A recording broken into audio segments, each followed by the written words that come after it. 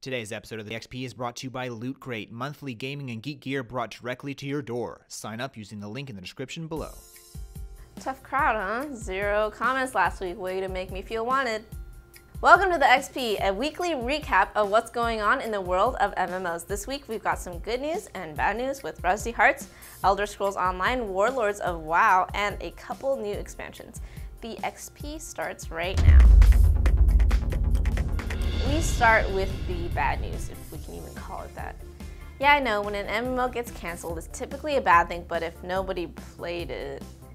Perfect World is shutting down the action-based combat MMO Rusty Hearts. Rusty Hearts had debuted on Steam in 2011, but only averaged around 60 players at any one time with a peak of under 900 concurrent players, which is definitely not massive. The game will be closing its doors on September 15th, and for those of you who have purchased premium items in-game, you'll be reimbursed with premium currency to use in other PvE titles like Swordsman or Neverwinter. Elder Scrolls Online released an extensive list of new content that is available with its update 1.3.3 with one really important new feature, armor dyes. Armor dyeing has been eagerly anticipated as players have been yearning for a time to really stand out from the rest of the inhabitants of Tamriel. Of course, that's far from the only thing that changed in the update. Guild management has improved, changes to the Alliance war campaigns were updated, and instant weapon switching was tweaked a bit as it caused some sudden jerks and delays. It's hard to argue with the fact that WoW's numbers have been dropping in the past few quarters, but the excitement of Draenor might just bump them back up, especially if these numbers hold true.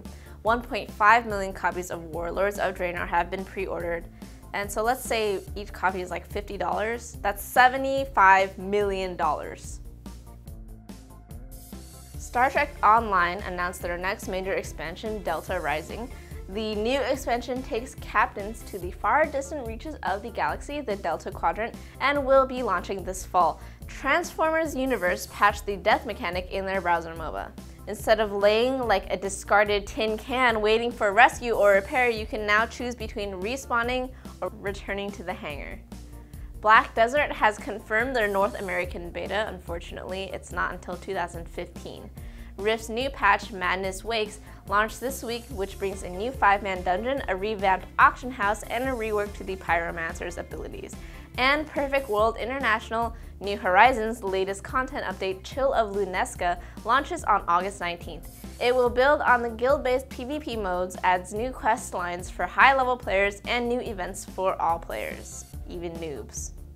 Lastly, Oort Online, which was only announced last week, has reached almost $60,000 in funding.